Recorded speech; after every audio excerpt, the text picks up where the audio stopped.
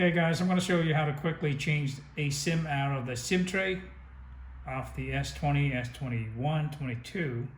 They're all very similar, but here's the thing. On the top, they have this little hole. This is actually a microphone. So if you put, you know, Samsung's actually anticipate that you might accidentally poke it. So you don't really, inside there, it actually gets smaller and smaller. So if you actually push this in, you will not damage it. Okay, so, but anyway, the SIM tray is exactly back all the way down here, right next to the charging port. To take it out is fairly easy.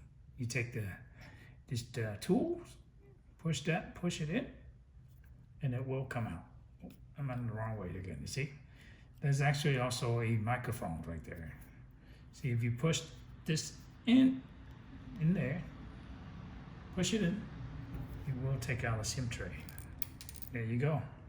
So to put it back, it's cut out, the shape is cut out. It's pretty, you know, they have their own shape. So it's the SIM.